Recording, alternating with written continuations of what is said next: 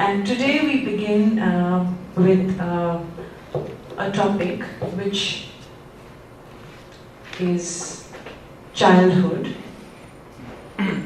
Now, connected to the topic we did in the first lecture.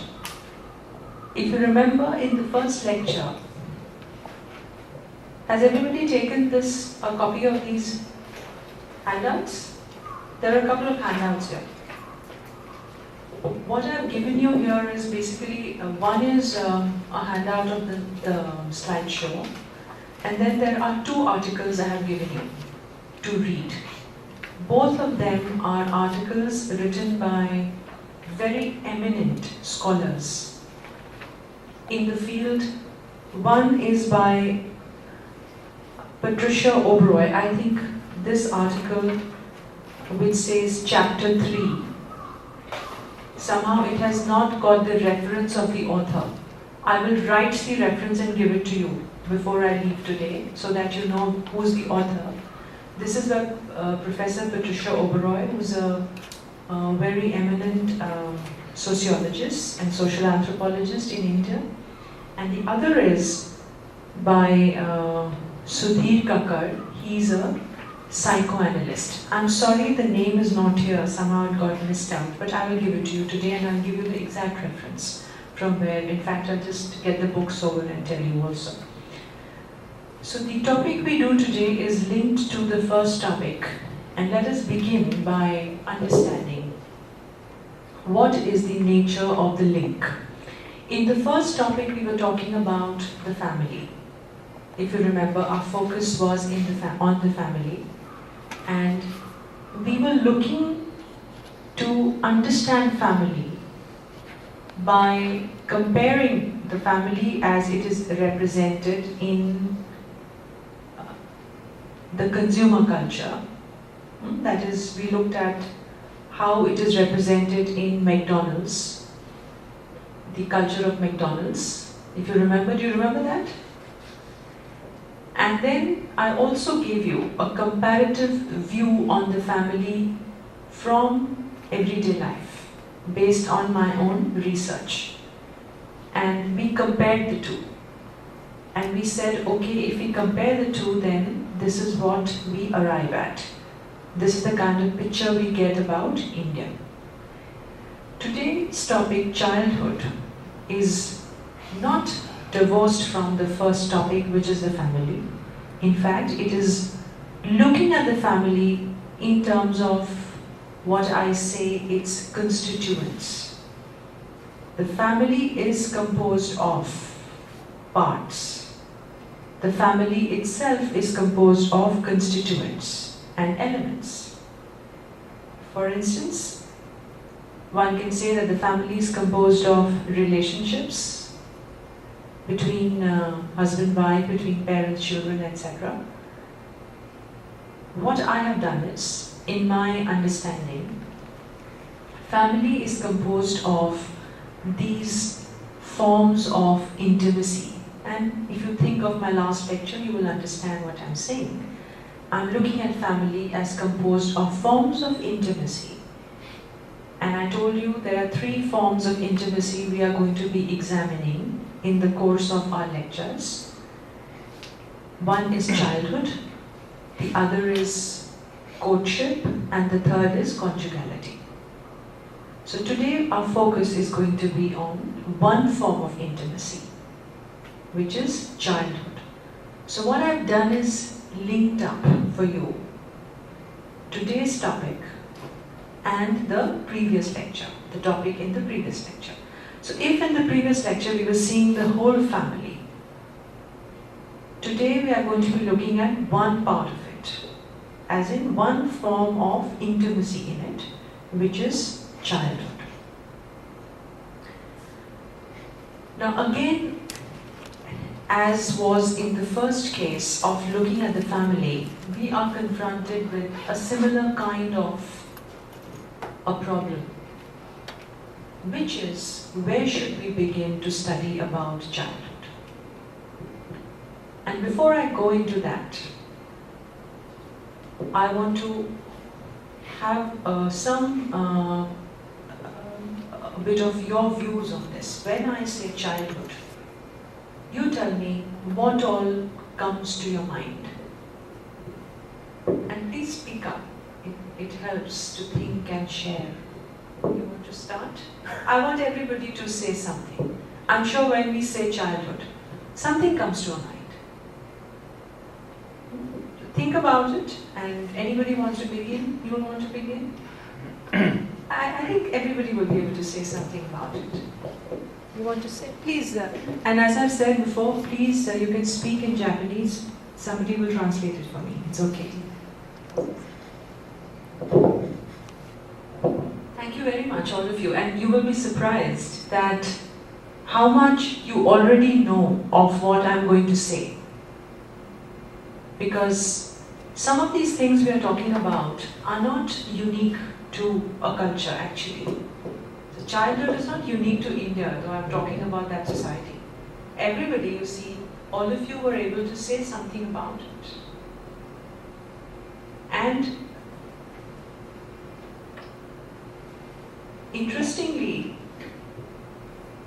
the memories which we have in that childhood has a very important place. May not be pleasant memories, may not be entirely unpleasant, but we do remember the pleasantness of it.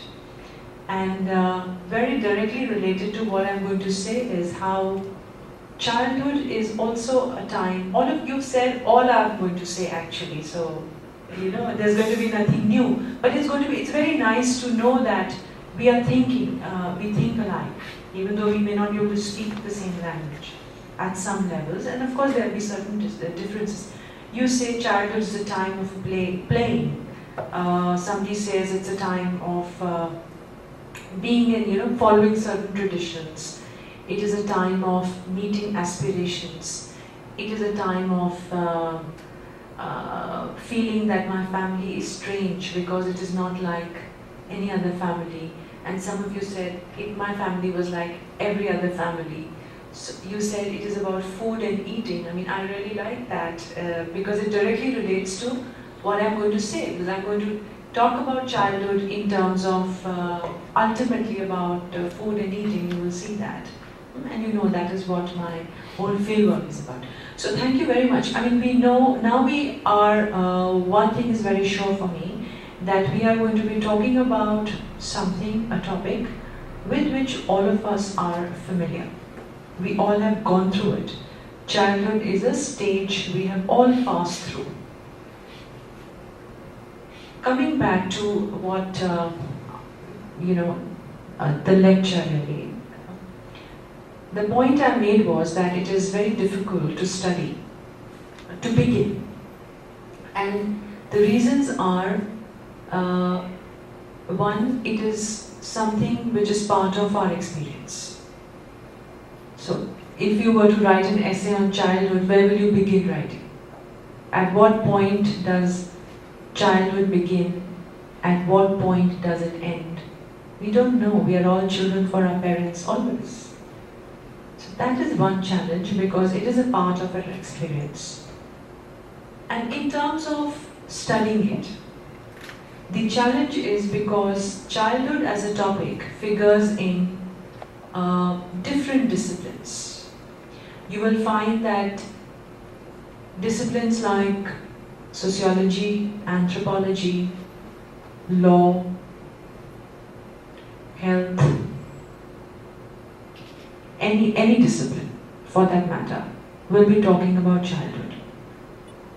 And thirdly, the point I'm making is that because of this, because different disciplines address childhood, the understanding of childhood which we eventually arrive at is shaped by different disciplines.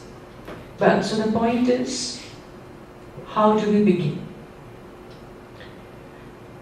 I have one formula which scholars and academicians agree with or go by. All my teachers have told me that one of the ways you can begin studying a topic, and you can think of any topic you want to study, and I think you already know what I'm going to say, is to look at a classic work on that topic, a classic statement. So that is one way of beginning. What is a classic statement on childhood, for instance? So I'm saying that one way of beginning to study the topic of childhood is a classic statement. This is a book, Centuries of Childhood. I have checked in the library catalogue. The book is available in the library here, and I think it has a Japanese translation also. And I think it is also prescribed by by your teachers here. So, Centuries of Childhood by Philippe Paris, and he is a historian. He was a historian who's written this book, and I'll tell you something briefly about this book, because it is a classic statement. So we read it very carefully and thoughtfully as a beginning. Now I have highlighted some words here, as in I have, words like discovered, words like modernity, etc. Now, if you read this, you can read it carefully later on and just pay attention to what the essence of this whole book is. Aris is saying that he actually discovered childhood. And he was a historian of art. We all know about art, isn't it? Paintings, for instance, as one form of art. There are many forms of art, but paintings as one form of art. So what Aris was doing was, and this anybody can do, any of us can do this. You see a series of paintings in galleries, for instance. And one of the things, when we are doing this, we can note is that what kind of forms, what kind of figures are depicted in the painting. Because that tells us a great deal about the period from which the painting comes. So what Aris is suggesting is that if you examine the paintings over a period in history of Europe, he's looking at European art, then the figure of the child is not there, has not been there always. It's only at a certain point in the history of Europe that the child's figure begins to be there in the painting. So that is a very important point to note, that why the child makes an appearance in art at a point of time, and why the child was not there before that. Do you agree with this? That if a certain kind of image begins to show, becomes popular in painting, then we have to think of why it is. So he basically says, on the basis of his research on art, that he discovered childhood. And this happened around this period, 16th to 19th century Europe. So the paintings dated between 16th to 19th century Europe had the figure of childhood. And he further says that that this period in the history of Europe is a period which coincides with the advances in industrialization, the advances in technical civilization, modernity. So with the modern, let's simplify this paragraph.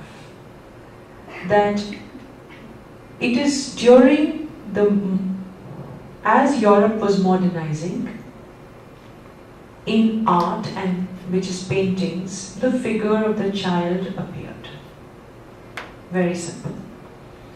Before that, it wasn't there. That's very important finding. So, which basically means that the child has not always been, the idea of child and childhood was not always there. It simply means. So, what you should highlight is, in your notes, that if you examine this statement, the classic statement, it is very clear that the idea of childhood is a historic idea, historical idea. It is not always there. Simply that. He goes on further to tell us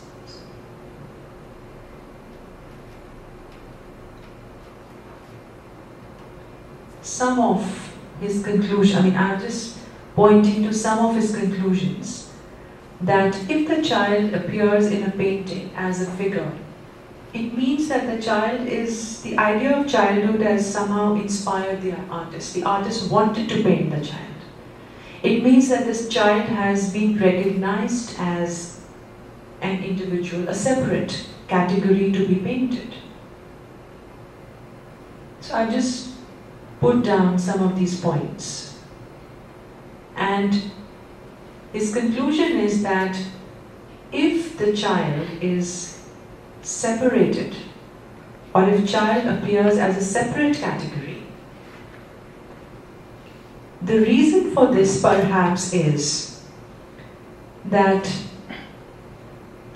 modern education became important. Because now I'll ask you to imagine this scenario. Imagine a scenario when there are no schools. Imagine a scenario where there is no education system. So where is the child if this is not there? The child will be with the family. The child is born there, it will be bred there. It's only after the school came up that the child had to be sent to school. So, in that sense, the school, the education becomes the reason why the child is separated from the family. If that was not there, there would be no separation of the child. Okay? This is his thesis, anyway.